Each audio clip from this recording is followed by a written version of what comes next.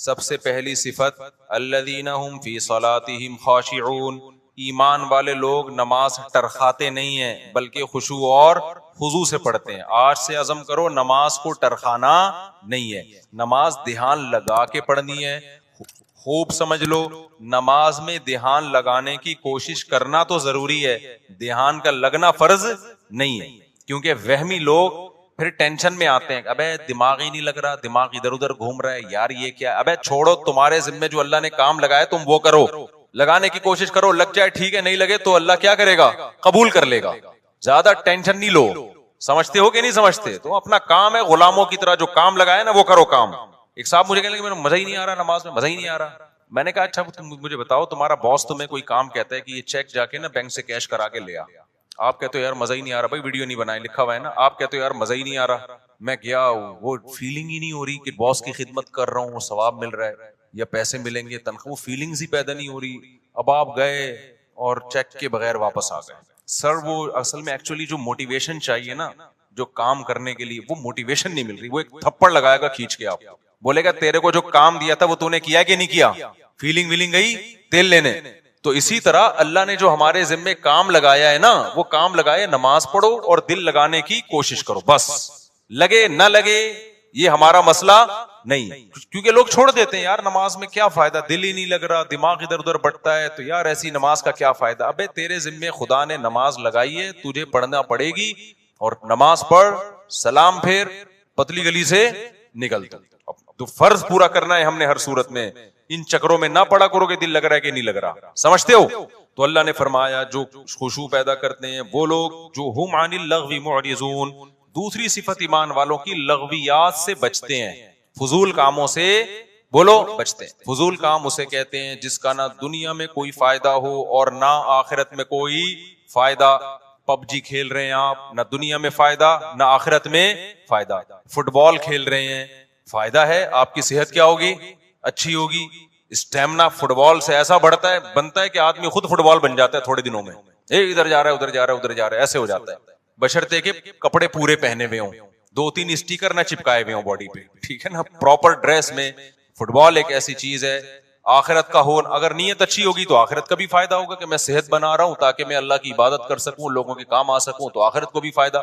نیت نہیں ہے تو کم از کم دنیا کو تو فائدہ ہوگا نا، آپ کی دنیا سنورے گی. اب یہ جو رمضان میں راتوں کو لڑکے کرکٹ کھیل رہے ہیں، میرا ایک بیان بڑا چل رہا ہے، اس سے لڑکوں کو بڑی موٹیویشن ملی ہے کہ اور کھیلو رات میں. وہ بیان میں نے اس پہ نہیں کیا کہ اس پہ کلپ بنانا لازمی کہ پوری بات بتانا. وہ بیان میں نے اس پہ نہیں کیا ہے کہ کھیلو، بلکہ میں نے ایک تھوڑی سی تعریف کی ہے. چلو یار پب جی سے کیا ہے، اچھا ہے، چلو دن سو کے گزار لیتے ہیں، روزہ تو رکھ لیتے ہیں نا، تو some thing is better than nothing. لیکن اصل جو کام ہے نا میرے بھائی رمضان میں، وہ کام ہے کوشش کریں رات کو تھوڑا سا وقت نکال کے تہجد پڑھ لیں اور اللہ سے دعائیں مانگ لیں. کرکٹ پورے سال کھیلا جا سکتا ہے. یہ جو چانس اللہ نے جو پیکج رمضان میں چل رہا ہے نا، تہجد، تراویح اور دعاؤں کا، یہ والا پیکج بعد میں نہیں ملے گا. تہجد تو پڑھ سکتے ہیں بعد میں بھی، وہ فضیلت نہیں ہوگی جو رمضان میں ہوتی ہے. دعائیں بعد میں بھی قبول ہوتی ہیں، وہ اس طرح نہیں جیسی رمضان میں قبول ہوتی ہیں. تو اس لیے جو نوجوان لڑکے ساری رات کرکٹ کھیل رہے ہیں، بھائی کھیل لیں، لیکن تھوڑا سا ٹائم اللہ کے لیے بھی بولو نکال لیں. دوسری بات یہ کہ کوئی بھی کھیل اس طرح سے کھیلنا کہ اہل محلہ کو تکلیف ہو. تکلیف دینا تو کسی صورت میں جائز ہے. بعض اہل محلہ کی طرف سے شکایتیں آئی ہیں، کراچی میں دور دور سے لوگوں کے میسج آئے کہ آپ نے کرکٹ کھیلنے کے اور فضائل رمضان میں بیان کر دیے، ہمارا ناک میں دم کر کے رکھا ہوئے لڑکوں نے، ہمیں سونے نہیں دیتے، ہم جب سوتے ہیں تو وہ چیخو پکار کی آواز، ہماری نیند غائب. تو میں نے کہا یہ تو پولیس کنٹرول کرے گی، بھائی تھانے میں رپورٹ کرو، اس کا میرے بیان سے کوئی تعلق. میں نے تو ایک جرنلی ایک نارملی بات بیان کی ہے، یہ تو مینجمنٹ کا کام ہوتا ہے نا. دیکھو امریکہ میں، لندن میں، پورے یورپ میں آپ نے تیز آواز سے گانے لگا دیے نا، تو پڑوسی نہیں آپ کو آپ کہے گا کہ بند کرو، پڑوسی پولیس کو فون کرے گا، پولیس آئے گی بولے گی بھائی اس کو کیا کر لے، آہستہ کر آواز، اپنے گھر کے اندر سن، محلوں کو کیوں سنا رہا ہے. تو ہمارے یہاں مینجمنٹ ہی نہیں ہے. جب مینجمنٹ ہی نہیں ہے تو پھر جو کرے تو پھر مجھے کہہ رہے ہیں کہ میں بند کراؤں. تو وہ اس لیے اصل کام یہی ہے کہ والذین هم عن اللغو معرضون. ایمان والوں کی علامت یہ ہے کہ وہ ایسے کاموں سے جس کا نہ دین کا کوئی فائدہ نہ دنیا کا کوئی فائدہ، اس سے ایوائڈ کرتے ہیں، اس سے اجتناب کرتے ہیں. تو آج سے دیکھیں سارا دن آپ کون کون سے ایسے کام کر رہے ہیں جو فالتو کے کام ہیں، جن کا کوئی فائدہ بولو نہیں. ان کاموں کو اپنی فہرست سے نکالیں. سمجھتے ہو کہ نہیں سمجھتے؟ والذین هم للزکاۃ فاعلون، زکات دیتے ہیں. والذین هم لفروجهم حافظون، اپنی شرمگاہوں کی حفاظت کرتے ہیں. الا علی ازواجہم، سوائے اپنی بیویوں کے. یہ بار بار میں مضمون بیان کرتا ہوں. اہل جنت کی علامت کیا ہے؟ کہ بیوی کے علاوہ اس کے پاس کوئی راستہ نہیں ہے، نہ ہینڈ پریکٹس کا راستہ ہے. اللہ ڈاکٹر ذاکر نائک کو دنیا اور آخرت کی بھلائیاں دے، ہمارے لیے قابل احترام ہے، لیکن انہوں نے جو ہینڈ پریکٹس والا مسئلہ بیان کیا وہ بالکل غلط ہے. اسلام کہتے ہیں مسائل مفتیان کرام کا کام ہے. انہوں نے کہہ دیا کہ مجبوری میں جائز ہے، کہیں بھی جائز ہونے کی ہمارے پاس کوئی شرعی دلیل موجود نہیں ہے. قرآن نے صاف طور پہ منع کیا. ڈاکٹر لوگ عام طور پر اس کو پروموٹ کر رہے ہوتے ہیں. ڈاکٹر ذاکر نائک بھی چونکہ میڈیکل سائنس کے ڈاکٹر ہیں نا، تو ڈاکٹر لوگ کہتے ہیں اسٹریس ختم کرنے کے لیے. بھائی دنیا میں صرف اسٹریس ہی کوئی مسئلہ نہیں ہے.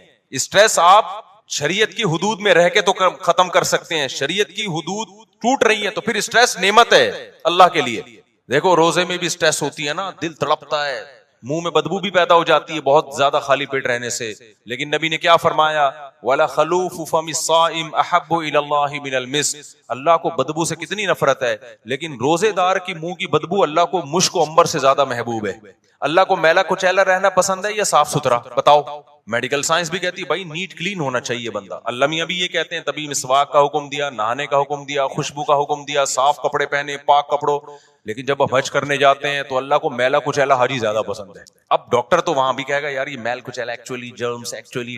بھائی اللہ کے لیے اب میلا کچیلا کیا ہے؟ پراگندہ بال، لمبا سفر، لمبا احرام. تبھی تو حج قران سب سے افضل ہے. ایک ہی احرام میں حج بھی کرو اور اسی احرام میں عمرہ بھی کرو تاکہ احرام لمبا ہو جائے. کیونکہ جتنا احرام لمبا ہوگا خوشبو نہیں لگا سکتے آپ، بال نہیں کاٹ سکتے، کنگھا نہیں کر سکتے. تو دیکھو لو جو لمبے حج کرتے ہیں نا، احرام یہیں سے باندھ کے جاتے ہیں، تھوڑے دنوں میں ایسا لگ رہا ہوتا ہے مریخ سے آئے ہوئے ہیں، یہ کہیں پتہ نہیں کہاں سے آئے بندہ. تو اللہ کو یہی پسند ہے، حاجی ایسا ہی پسند ہے. نہانے کی اجازت ہے حج میں، صابن نہیں لگاؤ، خوشبو نہیں لگا سکتے. تو بس اللہ کا ایک نظام ہے.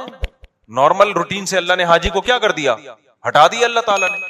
اسلام میں بال رکھنے کا حکم ہے کیونکہ حدیث میں آتا ہے اللہ جمیل ہے، جمال کو پسند کرتا ہے. تو بالوں میں کیا ہے؟ جمال. یہی وجہ ہمارے نبی بال رکھتے تھے، بڑے بال تھے آپ صلی اللہ علیہ وسلم کے. لیکن حج میں کیا ہے؟ بولو، بال کٹا دو. اچھا مجھے لوگ کہہ رہے ہیں آپ کے کیوں ہیں؟ اب تو عمرہ کیا آپ نے. ایک صاحب کہنے لگے اس میں تو 6 عمرے اور ہو سکتے ہیں، اتنے بڑے بال ہیں. تو بھائی میں نے کہا قصر بھی تو ہے نا، ہم نے کئی دفعہ کرا لی، اب کیا ہے؟ قصر بھی سنت ہے، وہ بھی ٹھیک ہے. تو بہرحال بڑے بالوں میں زینت ہے، لیکن حج میں کیا ہوتا ہے؟ دہشت گردی کا جڑ سے خاتمہ. تو بس وہ اللہ کا حکم ہے کہ یار میرے حکم کو فالو کرتے ہو کہ نہیں کرتے. تو اسی طرح آپ کو جتنی مرضی ٹینشن ہو، اس ٹینشن کو ختم کرنے کے لیے ہینڈ پریکٹس کی آپ کو اجازت بولو نہیں ہے. اس کا ختم کرنے کا ایک ہی طریقہ ہے، نکاح کر لو جا کے. مجبور ہو کے کرو گے، کسی کا بھلا تو ہو جائے گا نا، کسی کی بچی کا، کسی عورت کو ٹھکانا تو مل جائے گا نا. تو اس لیے ڈاکٹر ذاکر نائک بہت قابل احترام، اللہ بہت دین کا کام لے رہا ہے، مگر یہ مسئلہ بالکل صحیح نہیں بیان کیا. ایک تو 3 طلاق کا مسئلہ بھی انہوں نے غلط بیان کیا، وہ بعد میں اب ان کی رائے ویسی رہی بھی نہیں ہے، اس میں لچک پیدا ہو گئی ہے. تو لوگوں نے بہت دفعہ ایسا کیا 3 طلاقیں دے کے جی ڈاکٹر ذاکر نائک کا کلپ آیا تو بیویوں کو رکھ لیا. میں نے بار بار بتایا یہ حرام ہے. 3 طلاق قرآن نے بیان کیا، حدیث نے بیان کیا، صحابہ کا اجماع ہے. 3 ہوتی ہیں، بیوی حلال نہیں ہوگی. خدا کے غضب کو مت دعوت دو. ڈاکٹر ذاکر نائک قابل احترام ہے، لیکن ابو حنیفہ سے زیادہ علم نہیں ہے ان کے پاس، امام شافعی سے زیادہ علم نہیں ہے، امام مالک سے زیادہ علم نہیں ہے، احمد بن حنبل سے زیادہ علم نہیں ہے. ڈاکٹر ذاکر نائک بخاری کے حوالے دے رہے ہیں اور احمد بن حنبل بخاری کے استاذ ہیں. سمجھ میں آ رہی ہے بات کہ نہیں آ رہی؟ امام بخاری کے استاذ ہیں احمد بن حنبل، امام شافعی احمد بن حنبل کے استاذ ہیں، امام محمد امام شافعی کے استاذ ہیں، امام ابو حنیفہ امام محمد کے استاذ ہیں، اور امام مالک بقیہ 3 اماموں کے استاذ ہیں. اور یہ تابعین تبع تابعین کے دور کے لوگ ہیں. پوری امت نے ان پہ اعتماد کیا ہے، اور اس وقت اعتماد کیا ہے جب یہ 2 نمبریاں نہیں تھیں، اس طرح کے منجن نہیں بک رہے تھے مارکیٹ میں. نیک لوگ تھے، پرہیزگار لوگ تھے، وہ خود صاحب علم تھے. اس وقت جن لوگوں پر اعتماد کیا گیا نا، تو مسائل میں وہ لوگ زیادہ قابل اعتماد ہیں. آج کے اسکالرز کی ہر بات نہیں لی جائے گی. سمجھتے ہو کہ نہیں سمجھتے ہو؟ تو اچھا میرے بھائی ہم چلتے ہیں آگے. اچھا ڈاکٹر ذاکر نائک بیچارے انہیں وہ مسائل بتانا بھی چھوڑ دیں، لیکن پبلک نے ان کو چھوڑا نہیں. جب بھی کوئی جاتا ہے حضرت آپ مسائل نہ بتایا کریں، وہ کہتے ہیں بھائی میں نہیں بتاتا یار. وہ ایک دفعہ شکایت کر رہے تھے کہ جو آتا ہے نا ایک ہی بات لے کے آتا ہے. تو اس لیے کہیں میرا پیغام جا رہا ہے نا لوگوں تک، کوئی ڈاکٹر صاحب سے ملنے کے لیے جائے نا تو کائنڈلی یہ والی بات ان سے نہ کرے. جائے تمیز سے ملاقات کرے، سلام دعا کرے، اور ان کے ادارے کے لیے کوئی تعاون کرنا ہے تو تعاون کرے اور پتلی گلی سے آ جائے. جو جا رہا ہے کہ حضرت آپ نے وہ مسئلہ بیان کیا تو وہ مسئلہ بیان کیا, وہ کہہ رہے بھائی مجھے چھوڑ دو یار میرے حال پہ, چلو آگے میرے بھائی.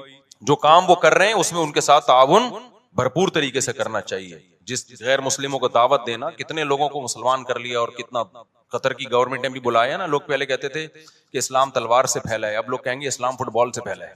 پہلے مشہور تھا کہ اسلام کس سے پھیلا ہے, تلوار سے. علماء نے بتایا نہیں جی اخلاق سے پھیلا ہے. اب نہ اخلاق سے پھیلا ہے نہ تلوار سے پھیلا ہے. اسلام کس سے پھیلا ہے, فٹ بال سے. قطر میں فٹ بال کا ٹورنامنٹ ہوا نا, پتہ نہیں کتنے لوگ مسلمان ہو گئے ڈاکٹر ذاکر نائک کے ہاتھ پہ. تو اس چیز میں ان کے ساتھ بھرپور تعاون کرنا چاہیے, اور ہر وقت جا کے طنز کرنا, طعنے کرنا, یہ چیز بالکل بھی مناسب. چلو میرے بھائی ہم آگے چلتے ہیں. تو اللہ میاں نے یہاں پر بتایا کہ اپنی شرمگاہوں کی حفاظت کرتے ہیں, یعنی اپنی خواہش پوری نہیں کرتے سوائے اپنی بیویاں اور باندیوں سے. باندیوں کا سیٹ اپ آج کل کیا ہو گیا ہے, ختم. بین الاقوامی معاہدہ ہے, اب کوئی کسی کو باندی نہیں بنا سکتا. کوئی عورت آ کے باندی بننا بھی چاہے نا کہ میں آج سے آپ کی غلام ہوں, لونڈی ہوں, نہیں ہو سکتا. یہ سمجھتے ہو اسلام نے آزاد عورت کو یہ رائٹ ہی نہیں دیا کہ وہ کسی کی باندی بن جائے. وہ صرف جنگوں میں قید ہوا کرتی تھی اور پوری دنیا میں یہ تھا کہ یہ معاہدہ تھا. اب وہ پوری دنیا میں معاہدہ ہو گیا ہے کہ اب جنگوں میں جو قید ہوگی وہ باندی نہیں بنے گی. تو اسلام نے معاہدے کی پابندی کا حکم دیا ہے, سمجھتے ہو, کیونکہ اسلام میں کوئی لازمی حکم نہیں تھا باندی بناؤ. تو اس لیے اب آپ کے پاس ایک ہی آپشن رہ گیا ہے. وہ آپشن کیا رہ گیا ہے, بیوی. تو 4 شادیوں کی اتفاق سے اللہ نے اجازت دی ہوئی ہے. وہ مجھے نہیں برا بلا کہا کروں, اللہ نے دی ہوئی ہے عدل کی شرط کے ساتھ, حقوق کی برابری کے ساتھ.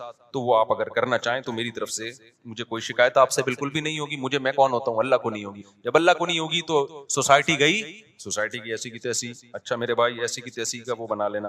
آگے اللہ تعالیٰ فرماتے ہیں والذین هم لاماناتهم وعهدهم راعون. یہ بہت اہم آیت ہے یار, یہ بہت اہم آیت. کاش یہ چیز مسلمانوں میں آ جائے, امانتوں اور معاہدوں کی پابندی, ایگریمنٹ کی بولو پابندی. امانت کا مطلب کوئی بھی عہدہ آپ کو دیا گیا ہے, آپ پہ اعتماد کر کے آپ اس کو ذمہ داری سے پورا کریں. آپ نے جب کسی سے کوئی ایگریمنٹ کر لیا, اسٹیٹ ایجنٹ کتنے 2 نمبر ہوتے ہیں سوائے ان کے جو میرا بیان سن رہے. کل میرے پاس کیس آیا, جمعے کو, چند دن پہلے جمعے کو کیس آیا, کتنے ایڈوانس میں دے دیا, سودا بک ہو گیا. اب کسٹمر کو, ویسے تو اسٹیٹ ایجنٹ الو بنا رہے ہوتے ہیں, کسٹمر بھی بنا رہے ہوتے ہیں. اب کیا ہے کہ جی دوسرا زیادہ اچھا مل گیا تو ادھر سے زبان چینج کر کے اس سے معاملہ کرنا شروع کر دیا. بہت 2 نمبریاں ہو رہی ہیں پیسوں کے معاملے میں. مسلمان سیدھا نہیں. اسٹیٹ ایجنٹ کیا کرتا ہے, آپ سے پیسے لیے, کوئی اچھا پلاٹ ملے گا آپ کو دوں گا, اچھا ملے نا تو نیت چین, ابے اس کو کیوں دوں, خود نہ رکھ لوں میں. حالانکہ معاہدہ کس سے ہوا تھا, آپ سے معاہدہ ہوا تھا. 2 نمبریاں ادھر سے گھسیٹو ادھر سے گھسیٹو. آپ نے جب مالک مکان سے گھر لیا کرائے پر, آپ نے معاہدہ یہ کیا تھا 1 سے لے کے 5 تاریخ تک میں کرایہ, عام طور پہ 5 تک دے دیا جاتا. آپ نہیں دے رہے 5 تاریخ کو کرایہ. اس کا فون آ رہا ہے بھائی کرایہ کیوں نہیں دیا. آپ چلو اب دے دیتا ہوں میں. معاہدہ تو توڑ دیا نا آپ نے, معاہدہ 5 کا ہوا تھا. اب وہ کال کر کے کیوں بتا رہا ہے آپ کو, نہیں آئی بات. جو کام آپ کا تھا وہ کیوں, بیت الخلا جب جانا ہوتا ہے دوسرا بتا رہا ہوتا ہے, سر آپ 24 گھنٹے ہو گئے ابھی تک واش روم نہیں گئے, کائنڈلی اب آپ چلے جائیں. آپ کی ضرورت ہے نا واش روم. جب آپ کو تقاضا ہوتا ہے آپ کسی سے مشورہ لیتے ہو یا ڈاکٹر کہے گا فوراً جاتے ہو.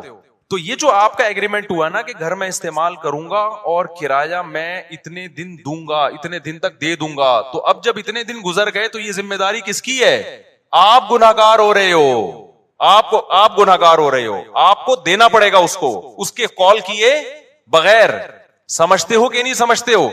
آپ کسی اسکول میں ٹیچر ہو, آپ کا ایگریمنٹ ہوا تھا کہ آپ بچوں کو پڑھاؤ گے اور تنخواہ لو گے, آپ پڑھا رہے نہیں ہو, تنخواہ پوری لے رہے ہو. یہ معاہدے کی خلاف ورزی ہے یا نہیں ہے.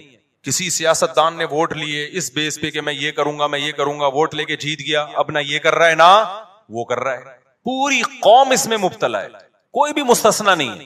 تو یہ بہت بڑا المیہ ہے, بہت بڑا المیہ ہے. تو معاہدوں کی پاسداری کرنی پڑے گی آپ کو, مذہب کا حکم ہے.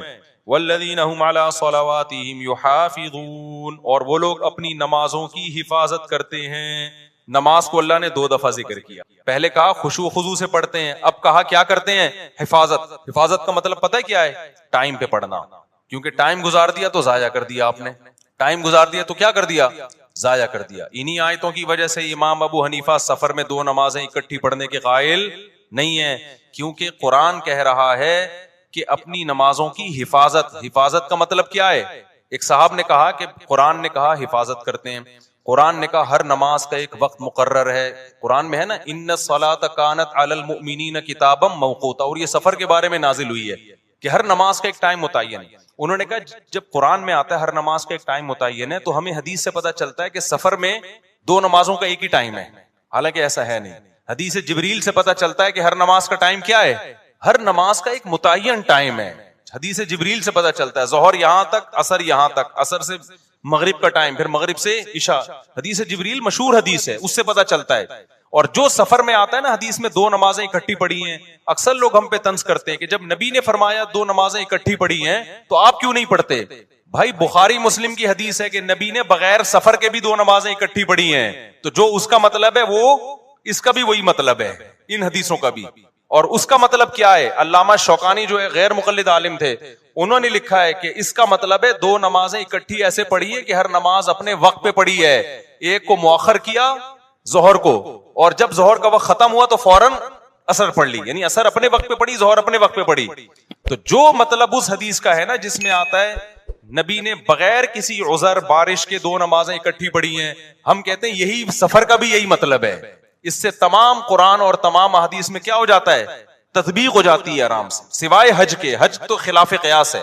تو یہ جو آج کل اتنا زیادہ رواج ہو گیا ہے نبی کے بھائی جاؤ، جب بھی لوگ جاتے ہیں سفر میں، بعض تو گھر میں ہی پڑھ لیتے ہیں اکٹھی، تو کوئی کسی فقہ کو فالو کر رہا ہے ہمیں اس پہ اعتراض نہیں ہے، لیکن آپ یہ کہنا کہ ہمیں قرآن و حدیث کا پتہ ہے اور احناف کو قرآن و حدیث کا نہیں پتا، یہ آپ کبھی بیٹھو تو ہم بتائیں کہ اللہ کا شکر ہے ہمیں جتنا پتا ہے شاید آپ سے زیادہ ہی پتا ہو، آپ سے کم پتا نہیں ہے۔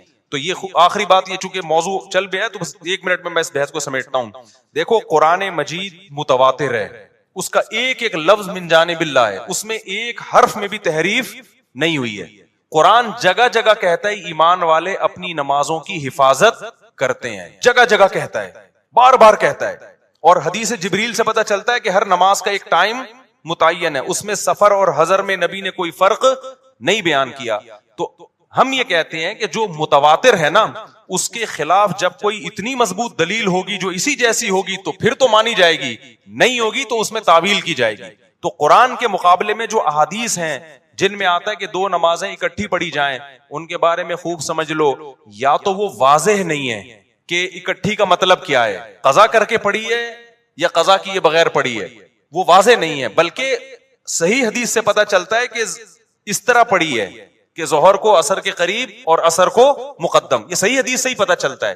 میں انشاءاللہ اس پہ پورے حوالوں کے ساتھ ایک کلپ ریکارڈ کرواؤں گا، ابھی تو میں اس بیان کے لیے بیٹھا نہیں ہوں یہاں پہ۔ تو وہ احادیث جن میں آتا ہے دو نمازیں اکٹھی پڑھی ہیں وہ واضح نہیں ہے، اور جو واضح ہیں وہ صحیح نہیں ہے، ان کی سند پہ کلام ہے۔ بات آ رہی ہے سمجھ میں؟ کوئی ایک ایسی حدیث نہیں ہے جس میں آتا ہو کہ نبی نے ظہر کو باقاعدہ قضا کر کے عصر کے وقت میں پڑھا ہے، اتنی واضح حدیث ہو اور بے غبار سند بھی ہو اس کی، ایسی کوئی حدیث نہیں۔ اگر حدیث بے واضح ہے تو سند بے غبار نہیں ہے، اور اگر سند صحیح ہے تو حدیث کا مفہوم واضح نہیں ہے۔ اور ویسے بھی کامن سینس کی بات ہے کہ اللہ تعالیٰ نے جو سفر میں 4 کی 2 کی ہیں، وہ 2 اسی لیے تو کی ہیں کہ ٹائم پہ ہو جائیں، آپ کے پاس یہ عذر نہ ہو کہ جی مجھے ٹائم نہیں ملا، وہ ٹائم بچانے کے لیے تو ہیں۔ جب آپ کو کوئی سہولت دی جاتی ہے اس لیے دی جاتی ہے نا کہ کام ہو جائے، اس لیے تھوڑی دی جاتی ہے کہ اس کو ڈیلے کر دیں آپ۔ تو اس میں میرا مقصد دوسرے لوگوں پہ طنز کرنا نہیں ہے، لیکن میرا مقصد یہ کہ آپ جس فقہ کو فالو کر رہے ہیں نا قرآن و سنت کی روشنی میں، اس میں 2 نمازیں اکٹھی پڑھنے کے جو احناف کے ہاں مطلب ہے کہ جمع بین الصلاتین کا مطلب کیا ہے، وہ مطلب قرآن و حدیث سے بہت زیادہ مزین ہے، بہت مدلل ہے وہ مطلب۔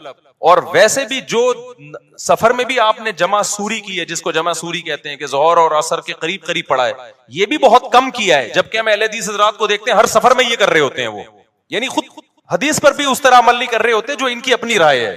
آپ دیکھ لو تو لوگوں نے عام شروع کر دیا ہے، جب بھی جائیں گے ظہر عصر، اب تو یہاں تک شروع ہو گیا ہے کہ سفر ابھی شروع ہونے والا تھا، ابھی شروع نہیں ہوا ہے، گھر میں ہی ظہر اکٹھی پڑی اور نکل گئے، اور حوالہ دیتے ہیں حضرت مولانا فلاں کرتے ہیں، حضرت مولانا فلاں کرتے ہیں۔ بھائی جتنا بھی بڑا مولانا ہو ابو حنیفہ کی خاک کے برابر بھی نہیں ہے، ان کی کوئی حیثیت نہیں ہے ان واعظین کی اور آج کی مولویوں کی۔ تو ہم ابو حنیفہ کی بات کو قرآن و حدیث پہ ہرگز ترجیح نہیں دے رہے، ہم ابو حنیفہ کی فہم کو آج کے اسکالرز کی فہم پہ ترجیح دے رہے ہیں۔ سمجھتے ہو کہ نہیں سمجھتے ہو؟ چلو آگے۔ تو اس لیے یہاں بھی قرآن کہہ رہے اپنی نمازوں کی حفاظت. یہی وجہ ہے دیکھو فجر اور ظہر کو نہیں جمع کیا گیا. کیوں؟ دونوں کا ٹائم آپس میں ملتا نہیں ہے, دونوں کا ٹائم نہیں مل رہا آپس میں. آگے چلتے ہیں ہم. اولئک هم الوارثون, جو اپنی نمازوں کی حفاظت کرتے ہیں, اللہ فرماتے ہیں یہی لوگ وارث ہیں. کس چیز کے وارث ہیں؟ کیا ملے گا, کیا انعام ملے گا بھائی؟ اللہ کتنے پیسے دے گا ان لوگوں کو جو معاہدوں کی پابندی کرتے ہیں, ان لوگوں کو جو فضولیات سے بچتے ہیں, ان لوگوں کو جو اپنی شرمگاہوں کی حفاظت کرتے ہیں, ان لوگوں کو جو اپنی امانتوں اور معاہدوں کی پابندی کرتے ہیں, تو اللہ کی طرف سے ان کو کیا ملے گا؟ سوال پیدا ہوتا ہے کہ نہیں ہوتا؟ اللہ فرماتے ہیں میں بتاتا ہوں کیا ملے گا. الذین یرثون الفردوس, یہ وہ لوگ ہیں جو جنت الفردوس کے وارث بنیں گے. کہاں جائیں گے؟ ایسے باغات میں جن کے نیچے نہریں بہتی ہیں. کتنا قرآن میں اللہ نے جنت کا نقشہ بیان کیا ہے, کتنا زیادہ بیان کیا. ہم سمجھتے ہیں کہ یہ اللہ کے معاذ اللہ سیاسی باتیں ہیں. ومن اصدق من اللہ قیلا, اللہ کہتے ہیں اللہ سے زیادہ سچی بات کوئی نہیں کر سکتا. تو میرے بھائی دکھا دے نا اللہ, تو سارے نیک پرہیزگار بن جائیں. اللہ نے کیا کیا ہے؟ چھپا دیا. تو چھپا ہوا ہے, اس لیے ہم جیسے لوگ مارکیٹ میں گھوم رہے ہیں. آگے اللہ فرماتے ہیں اس میں پھر اور بہت سارے احکام ہیں, وقت بہت کم ہے. آگے میں نے سورہ نور بھی تھوڑی سی بیان کرنی ہے. سورہ نور میں اللہ نے بہت سارے حکام دیے, 5 منٹ میں جلدی جلدی. پہلا حکم اللہ نے یہ دیا, الزانیۃ والزانی فاجلدوا کل واحدۃ منہما 100 جلدہ, کل واحد منہما 100 جلدہ. جو زنا کرنے والا مرد اور زنا کرنے والی عورت, حکومت کو خطاب ہے کہ ان کو چوک میں لے کر آؤ اور دونوں کی پشتوں پہ 100 کوڑے مارو. اے اللہ چھپڑ میں بند کمرے میں نا ولیشہد عذابہما طائفۃ من المؤمنین, پوری ایک مسلمانوں کی پبلک دیکھ رہی ہو ان کم بختوں کو. آج لڑکا فخر سے بتا رہا ہوتا ہے یہ میری گرل فرینڈ ہے, اور آج کے دور میں گرل فرینڈ کا مطلب کیا ہے؟ یہ بھی بدکار, منہ کالا کرنے والی, اور میں بھی اس کے ساتھ منہ کالا کرنے والا بدکار. اتنا گندا غلیظ جرم, اور دوستوں کو فخر سے بتا رہا ہوتا ہے کہ میری گرل فرینڈ ہے یہ. جب بھی کوئی آپ کے سامنے دیکھو, نہی علی المنکر اپنی استطاعت کے بقدر فرض ہے. میں یہ نہیں کہہ رہا جو زنا کر رہے ہیں آپ کوڑے مارنا شروع کر دو, اس کی آپ کو اتھارٹی نہیں ہے, لیکن اتنا آپ کا فرض بنتا ہے جب کوئی دوست بتایا کرے نا میری گرل فرینڈ ہے, بول کام تو بھنگیوں اور چماروں والے کر رہا ہے. شکل سے شریف لگتا ہے, کام کیا کر رہا ہے؟ بھنگیوں چمارے والے. اور تھوڑے دن میں تیری شکل بھی بھنگیوں اور چماروں جیسی ہونے والی ہے. سمجھتے ہو کہ نہیں سمجھتے؟ بہت گندا غلیظ عمل ہے. قرآن کیا کہہ رہے ہیں؟ ان دونوں کو کھڑا کر کے کیا کرو؟ بغیرتوں کو 100 کوڑے مارو چوک پہ. یہ غیر مسلموں کا کام ہے بھائی, مسلمانوں کے نہیں ہے. یہ بولو یار تیری بھابھی کا فون آیا ہے, میری وائف کا فون آیا ہے, مجھے اپنی بیوی سے, جب مجھے بتاتا ہے نا مجھے اپنی بیوی سے محبت ہے, اللہ کی قسم خوشی ہوتی ہے. خاندانی آدمی ہے, دعوت پہ جاتا ہے اپنی بیوی کو لے کے, خدا کی قسم خوشی ہوتی ہے. بندہ کیا ہے؟ خاندانی ہے. عزت دار آدمی یہی کرتا ہے نا. تو یہ گرل فرینڈ, بوائے فرینڈ, بھنگی اور چماروں کے کام ہے. اللہ کو اتنا غضب ہے. اور یہ تو اللہ نے غیر شادی شدہ کے بارے میں کہا. شادی شدہ کے بارے میں حدیث متواتر ہے کہ ان کو تو زمین میں گاڑ کے کیا کیا ہے نبی نے؟ پتھر مارے. حالانکہ نبی سے زیادہ رحم دل کوئی بھی نہیں ہے. اتنا غضب, اللہ کا حکم. نبی بھی رحم دل ہے, نبی تو نہیں چاہتے تھے اس طرح کریں, لیکن حکم کس کا ہے بھئی؟ اللہ کا. اب میرے پاس آپشن نہیں ہے. زمین میں گاڑ کے پتھر مارے گئے, پتھروں سے زندہ. ایسا نہیں ہوتا کہ زانی مرد اور زانی عورت کو بے ہوشی کا انجیکشن لگا کے رجم کیا جائے گا. نا. جو شادی شدہ یہ زنا کر رہا ہے اس کو تو اس طرح سے مارنے کا حکم ہے. اتنا غلیظ, اتنا پلید عمل ہے یہ اسلام کی نظر میں. تو جو غیر مسلم کر رہے ہیں, انگریز کر رہے ہیں, وہ نہیں مانتے آخرت کو, ان کو کرنے دو. یا فیس بک پہ دینا شروع کر دو بھنگی چمار. میں آپ لوگ کے لیے, جو آپ میں سے یہ کر رہا ہے اس کے لیے لفظ استعمال کر رہا ہوں. تو اس لیے اگر کسی سے یہ جرم ہو گیا ہے بھائی, پہلی فرصت میں کیا کرے وہ؟ توبہ کرے. یہ اس کے قریب بھی نہیں جانا اس گندے عمل کے. تو آگے اللہ تعالیٰ فرماتے ہیں کہ جو اپنی بیویوں پہ تہمت لگاتے ہیں ان کے لیے بھی اللہ نے, کچھ لوگ شکی مزاج ہوتے ہیں, بلا وجہ عورت پہ تہمت لگا رہے ہوتے ہیں, اس کے لیے پورا لعان کی آیتیں نازل ہوئی. وقت کم ہے, پھر کبھی ڈیٹیل بتائیں گے. پھر حضرت عائشہ رضی اللہ تعالی عنہا پر منافقین نے جھوٹی تہمت لگائی تھی. اللہ نے امی عائشہ کی پاک دامنی آسمان سے نازل کی کہ یہ پاک دامن ہے. اسی وجہ سے جو حضرت عائشہ رضی اللہ تعالی عنہا, دیکھو حضرت عائشہ کا ایسا مقام ہے, صحابی نے پوچھا یا رسول اللہ سب سے زیادہ محبوب آپ کو کون ہے؟ آپ نے فرمایا عائشہ. کیا فرمایا؟ حالانکہ ان صحابی کا مقصد تھا مردوں میں, ان کا مقصد کیا تھا؟ مردوں. لیکن نبی کو ایک دم ذہن کس کی طرف گیا؟ عائشہ. تبھی بعض تابعین جب حدیث بیان کرتے نا تو جیسے آتا نا عن عائشہ رضی اللہ عنہا، حضرت عائشہ سے نا نا نا نا، وہ کہتے ہیں حبی رسول اللہ، نبی کی جو چہیتی تھیں، سب سے محبوبہ تھیں عائشہ، ان سے یہ حدیث مروی ہے، وہ یہ لقب لگایا کرتے تھے. تو آپ نے کیا فرمایا سب سے محبوب کون ہے؟ عائشہ. تو ان صحابی نے کہا مردوں میں، فرمایا ابوہا.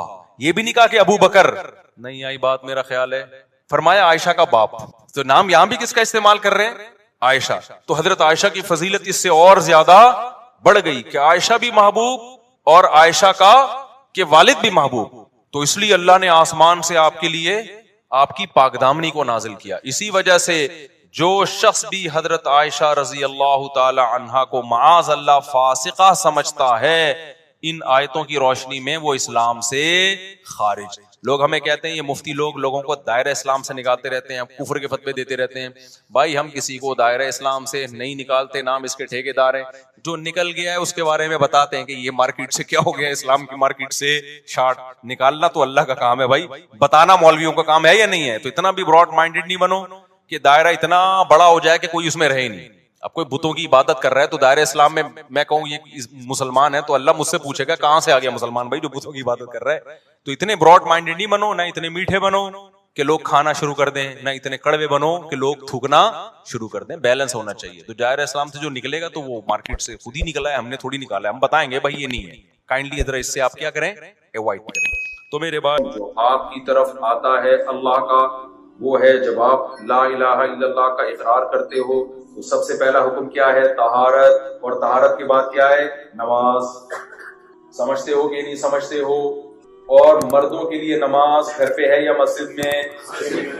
اللہ تعالیٰ قرآن مجید میں فرماتے ہیں کہ فی بیوت اذن اللہ ان ترفع ویذکر فیہا اسمہ یسبح لہ فیہا بالغدو والآصال رجال لا تلہیہم تجارۃ ولا بیع عن ذکر اللہ. اللہ کہتے ہیں کچھ گھر ایسے ہیں جو اللہ کے گھر ہیں، ان گھروں کو کچھ ایسے نیک لوگ آباد کرتے ہیں جن کو تجارت اور کاروبار اللہ کی یاد سے غافل نہیں کرتا. اللہ نے یہ نہیں کہا کہ وہ تجارت کرتے ہی نہیں ہے، وہ آسٹریلیا میں ٹیکسی نہیں چلاتے، وہ آسٹریلیا میں جاب نہیں کرتے. اللہ نے کہا وہ سارے کام کرتے ہیں، آئے ہی اسی سلسلے میں ہیں. سمجھ رہے ہیں نا؟ نماز پڑھنے کے سلسلے میں آنا ہوتا تو وہی نہیں پڑھ لیتے، وہ آئے تو کمانے کے سلسلے میں. تو اسلام دین فطرت ہے. اسلام نے یہ نہیں کہا کہ وہ کماتے نہیں، لیکن اللہ نے کہا کہ کچھ ٹائم ایسے ہیں جب مسجد سے حی علی الصلاۃ کی صدا گونجتی ہے تو پھر ان کی تجارت اور ان کی ملازمت ان کو اللہ کی یاد یعنی نماز سے غافل، اور نماز سے مراد ہے جماعت کی مسجد میں نماز، اس سے غافل نہیں ہے. جتنی خواتین یہاں بیٹھی ہیں اور جتنے مرد یہاں بیٹھے ہیں، عزم کریں، میں بھی ارادہ کرتا ہوں بھائی 5 ٹائم مسجد میں حاضری کے ساتھ ہم نے نماز پڑھنی. عورت کے لیے گھر کی نماز مسجد سے افضل ہے. افضل یہی ہے کہ وہ گھر میں نماز پڑھے، لیکن کہیں بیان ہوتا ہے جیسے جمعے کے بیان تو میری رائے یہ ہے کہ اس کو پھر مسجد میں آنا چاہیے تاکہ عورت کا مسجد سے رشتہ بولو مسجد، کیونکہ اب ہر جگہ خواتین جا رہی ہیں مسجد میں، مولوی صاحب ڈنڈا لے کے کھڑے ہوتے مسجد میں آنا چاہیے، اجازت نہیں ہے. تو وہ کیا وہ کہتی ہے کہ فلم ہی کی کیا کریں، تو کام زمانے کے حساب سے ہوتے ہیں. تو 5 ٹائم پابندی سے نماز پڑھنی ہے، اور خاص طور پہ خواتین کے لیے، کیونکہ بچے ماؤں کے کنٹرول میں ہوتے ہیں. باپ خود ماں کے کنٹرول میں جب ہے تو بچے کہاں سے کنٹرول میں؟ زمانہ ہے بھائی، بچے کس کے کنٹرول میں؟ ماں کے کنٹرول میں. تو مائیں بچوں کو نماز، بچوں کا مسجد اور مدرسے سے رشتہ ختم نہ کریں. آپ آسٹریلیا میں تلاش کریں، مدارس بہت ہیں یہاں، اور بنائیں مدارس، جو مدارس صحیح علماء ہو. کیونکہ یاد رکھو مدارس میں بھی دونوں طرح کے مولانا، there are 2 types of Maulana's. Pakistan میں تو مدرسوں کے نام پہ دھندا بھی طبیعت سے ہوتا ہے، گراؤنڈ ریئلٹی. پاکستان میں کمانے کا بہترین طریقہ یہ ہے کہ 4 دیواری کھڑی کرو، کچھ بچے ادھار لے کر آؤ کہیں سے جو دیکھنے میں یتیم لگیں غریب سے لگیں، تو ان کے نام پہ پھر نوٹ چھاپتے رہتے، اور 2-4 قاری لا کے بٹھا دو، قرآن پڑھا رہے ہو مدرسہ ہے. بہت لوگوں نے کروڑوں روپے کمائے ہیں. تو سارے مدرسے نہیں الحمدللہ بہت اچھے، تبھی تو الحمدللہ علماء بھی پیدا ہو رہے ہیں، لیکن بہت سے یہ ڈرامے بازی ہیں. تو اب میں جا کے لوگوں کو ہائی لائٹ تو نہیں کر سکتا، دشمنیاں ہوں گی، کیس ہو جاتے ہیں، بڑے مسائل ہوتے ہیں. لیکن میں خود پرسنلی جانتا ہوں جنہوں نے ماشاءاللہ ایسے نوٹ چھاپے ہیں، 4 شادیاں بھی کی. پہلے ایک صاحب آئے، میری 4 شادیاں، میں نے کہا کرتے ہوئے مدرسے کا محتمی، مجھے ایک دم کام میرے کام کھڑے، میں نے کہا اللہ خیر. اس کے پاس جو پیسہ آیا ہے مدرسے کو بھی اور شادی تو انکوائری کی پتہ چلا 2 نمبر آتا ہے. ضروری نہیں کہ جس مدرسے کے مولوی نے 4 شادیاں کی وہ 2 نمبر آئے، لیکن وہ والا میں تو ویسے بھی کسی مدرسے کا موتمی نہیں ہو بھائی. تو 2 نمبریاں بھی بہت ہیں, دبا کے 2 نمبر. میں تو جامعۃ الرشید پہ پڑھاتا ہوں, استاذ ہوں, وہاں کی انتظامیہ بھی نہیں ہوں, لیکن جامعۃ الرشید سے میرا بڑا قلبی رشتہ تھا, کیونکہ آج میں ٹوٹا پھوٹا جو دین کی خدمت کر رہا ہوں, اس کے پیچھے کون ہے؟ جامعہ. ان کا ایک ویژن ہے, ان کا ایک ہدف ہے.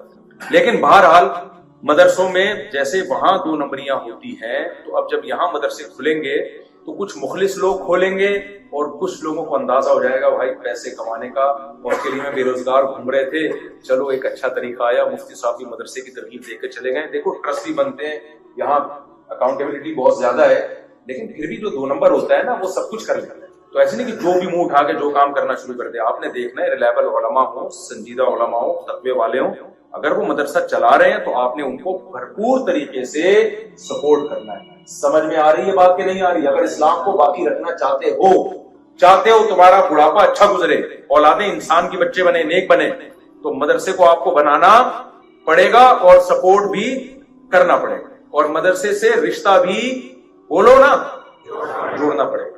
تو خواتین کو بھی چاہیے اپنے بچوں کو دین سکھائیں, اور گھر میں نماز کی پابندی کریں, تاکہ اسلام سے, اور پردے کی پابندی کریں تاکہ اسلام سے رشتہ جڑا رہے.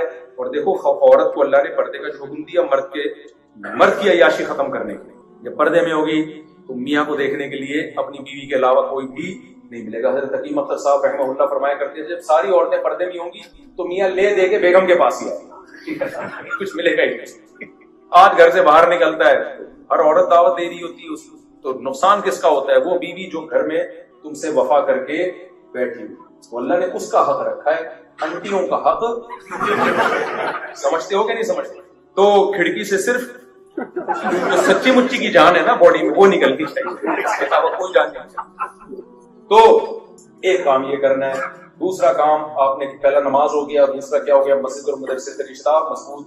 تبلیغ میں بھی وقت لگا لیا کرو, گاہے بگائے 3 دن 40 دن اللہ رسول کا نام سننے کو ملتا ہے, انسان کا ایمان تھوڑا سا تازہ رہتا ہے. اور خاندانی کام کیا کرنا ہے میرے بھائی؟ اہم ترین بات یہ ہے کہ جتنے بھی ینگ جنریشن ہے یا نوجوان بیٹھے ہیں, قطعاً شراب کباب کی طرف نہ. کوئی زنا کی دعوت دیتا ہے اس کو ٹھکرا. دیکھو نبی صلی اللہ علیہ وسلم نے جو ٹاپ کے ولی اللہ میں جن کو شمار کیا ہے نا, جن کو قیامت کے دن اللہ خاص اپنے عرش کے سائے میں لے کر آئے, وہ تہجد گزار نہیں ہے, وہ جو ہے وہ اشراق اور اوابین پڑھنے والے نہیں ہیں. فرمایا وہ نوجوان جس کو خوبصورت عورت زنا کی دعوت دے اور وہ کہے انی اخاف اللہ, مجھے کس کا خوف ہے, وہ یہ نہ کہے کہ میرا دل نہیں چاہتا. جوان ہو, خواہشات کا سمندر ہو, لیکن کہے رکاوٹ کیا ہے. تو کل کسی نوجوان نے واقعہ سنایا کہ کسی نے اس کو زنا کی دعوت دی, اس نے کہا میں نہیں, حالانکہ کہہ رہا ہے میں بہت رغبت کی لیکن میں اللہ کے خوف سے پیچھے ہٹ گیا. میں نے کہا میں نے اس کو خوشخبری دی, میں نے کہا انشاءاللہ یہ جو تم اس گناہ سے بچے ہو نا, جبکہ روک ٹوک والا کوئی بھی نہیں تھا. بعض دفعہ انسان اس لیے بچتا ہے کہ لوگ کیا کہیں گے, وہ خوف بھی نہیں. میں نے کہا تم جو بچ گئے انشاءاللہ اس کی برکتیں اللہ تمہیں تمہاری نسلوں میں انشاءاللہ دکھائے گا. اللہ کے خوف سے جب آپ کسی برائی سے بچتے ہیں, نسلوں تک اس کی برکتیں چلتی ہیں, نسلوں تک چلتی ہیں اس کی برکتیں. اپنی حرام خواہشات کو پورے کرنے والے مارکیٹ میں بہت ہیں, اپنی خواہشات کو اللہ کے لیے قربان کرنے والے مارکیٹ میں شارٹ ہیں. جو چیز مارکیٹ میں زیادہ ہوتی ہے اس کی ویلیو زیادہ ہوتی ہے, جو شارٹ ہوتی ہے اس کی ویلیو زیادہ ہوتی ہے. زنا کرنے والے بہت مل جائیں گے آپ کو بھائی, موقع ملے پھر بھی بچ جائے. یہ لوگ کیا ہے مارکیٹ میں شارٹ. تو اللہ کی نظر میں کرنے والوں کی کوئی ویلیو نہیں ہے, بچنے والوں کی کم ویلیو نہیں بلکہ بہت زیادہ ویلیو. کیونکہ پہلے زیادہ لوگ بچتے تھے, کم لوگ کرتے تھے, اب زیادہ کر رہے ہیں, کم لوگ بچ رہے ہیں. اب اللہ کی نظر میں زنا سے بچنے والوں کی ویلیو پہلے سے بہت زیادہ بڑھ گئی ہے. اگر کسی سے یہ جرم ہو گیا ہے, رو کے گڑ گڑا کے اللہ کے سامنے توبہ کرے گا, توبہ کرے اللہ کے سامنے گڑ گڑائے اللہ آئندہ کبھی نہیں کروں گا. تو عزم کرتے ہو کہ نہیں کرتے؟ جو حلال اللہ نے پیدا کیا بھائی, اللہ نے تمہاری بیوی کو پیدا کیا, اس کو محبت ہو. ہمارے نبی کتنی محبت دے رہے ہیں اپنی زوجہ کو, جہاں سے منہ لگا کے پانی پی رہی ہے گلاس میں, اسی جگہ برتن میں آپ منہ لگا کے پانی پی. تو میاں بیوی کے رشتے کو اللہ نے بنایا بھائی, اس کے علاوہ آپ کا کوئی اور رشتہ بولو نہیں ہے. وہ کام کرو جو پیغمبروں کی سنت ہے, اس کے علاوہ کوئی راستہ لیگل نہیں ہے آپ کے لیے. اور آخری بات بس یہ کر کے میں بیان ختم کرتا ہوں. اللہ نے اہل ایمان کی جہاں بھی صفات بیان کی ہیں, اکثر جگہوں پہ اللہ نے ایک صفت بیان کی ہے کہ یہ امانتوں کو پورا کرتے ہیں اور ایگریمنٹ کو پورا کرتے ہیں. مسلمان کبھی معاہدہ کر کے توڑتا نہیں. آپ جب ایک غیر مسلم ریاست میں رہ رہے ہیں, آپ کا ایگریمنٹ مسلم سے ہو یا غیر مسلم سے, اسلام نے دونوں ایگریمنٹس میں کوئی فرق نہیں رکھا. ایک حدیث میں ہر جگہ سنا رہا ہوں, یہاں بھی سنا کے بعد ختم کرتا ہوں. نبی صلی اللہ علیہ وسلم نے یہ حدیث میں, جاپان میں بھی جتنے میرے بیان ہوئے ہر بیان میں, آسٹریلیا میں میرا دوسرا بیان ہے, پہلے بیان میں بھی سنائی, دوسرے میں لوگ ہو سکتا ہے تھک گئے سن کے, میں بول کے نہیں سنا.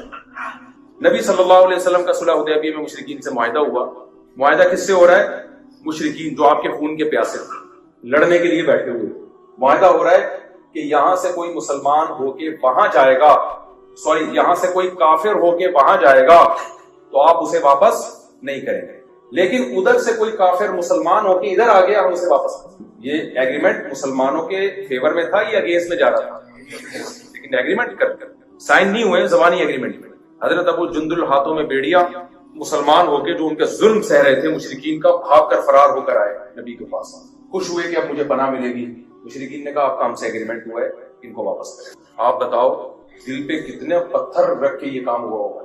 ایک اپنا مخلص ساتھی جو ایمان قبول کر کے آیا ہے اور ڈر ہے کہ واپس کیا تو اس کو قتل بھی کر سکتے ہیں یہ, لیکن پیغمبر صلی اللہ علیہ وسلم حضرت ابو جندل کو مشرکین کے حوالے کریں. حالانکہ ابھی ایگریمنٹ پہ سائن کیوں؟ زبان. بھائی محمد صلی اللہ علیہ وسلم اللہ کے پیغمبر ہیں, میسنجر آف گاڈ ہیں, زبان دے کے واپس ہو جاتے تو آج آپ کے لیے بھی معاہدوں کو توڑنے کی گنجائش مل جاتی. بتایا کہ جو قرآن میں ہے کہ ایمان والے ایگریمنٹ اور معاہدوں کو توڑتے نہیں ہیں. آپ اگر یہاں آسٹریلیا میں رہ کر, یہاں جو آپ کو جو ریزیڈینشل ویزا ملا یا آپ کو مکمل نیشنلٹی مل گئی تو کچھ ایگریمنٹ ہوئے ہوں گے نا آپ کے, یا آپ جب ویزا لینے کے لیے آپ نے اپلائی کیا, جیسے ہی آپ نے اپلائی کیا گورنمنٹ نے دھکا دے کے آپ کو آسٹریلیا بھیج دیا, کچھ تو پیپر پہ سائن کیے ہوں گے نا. کیا ہو گیا؟ کچھ تو سائن کیے ہوں گے نا. جب نیشنلٹی یا پاسپورٹ مل رہا ہوگا اس وقت بھی کچھ سائن کیے ہوں گے نا آپ نے. تو ان میں بھائی بہت سارے ایگریمنٹ ہیں جس کے آپ کیا ہو پابند. ان میں ایک بڑا ایگریمنٹ جس کی مخالفت کی جاتی ہے ٹیکس چوری کرنا. سمجھتے ہو کہ نہیں سمجھتے؟ یہ بہت زیادہ ہو رہا ہے. میں جرمنی گیا, مجھے کیا پتا تھا, میں نے تو اس ٹاپک پر بیان کیا. وہاں پتا چلا کہ وہاں پتا چلا کہ یہ تو بہت سارے مسلمان گڑبڑ کر رہے ہیں ٹیکس. قرآن میں اللہ تعالیٰ کا ارشاد ہے تباہی ہے ان لوگوں کے لیے جو اپنا حق لینے کی باری آتی ہے, 30ویں پارہ ویل للمطففین, جب لینے کی باری آتی ہے تو پورا حق لیتے ہیں, جب حق دینے کی باری آتی ہے تو اس میں ڈنڈی مارتے ہیں. آپ جب یہاں گورنمنٹ کی سہولتوں سے علاج میں اور مختلف چیزوں میں فائدہ اٹھاتے ہیں تو ایک پراپر انسان ہونے کی حیثیت سے, شہری ہونے کی حیثیت سے پورے بینیفٹس حاصل کرتے ہیں. جب گورنمنٹ آپ سے کہتی ہے کہ آپ اپنی ذمہ داری پوری کریں تو اس میں آپ کیا کرتے ہیں؟ بولو, ڈنڈی مارتے ہیں. تو گورنمنٹ آپ کو جو سزا دے گی وہ بہت کم ہوگی اور ہو سکتا ہے آپ گورنمنٹ کی چھوٹ سے نکل جائیں. اللہ آپ کو نہیں چھوڑے گا. اللہ کہے گا میرے حبیب صلی اللہ علیہ وسلم نے اپنے ساتھی کو ان کے حوالے کر دیا ایگریمنٹ کی بیس سے.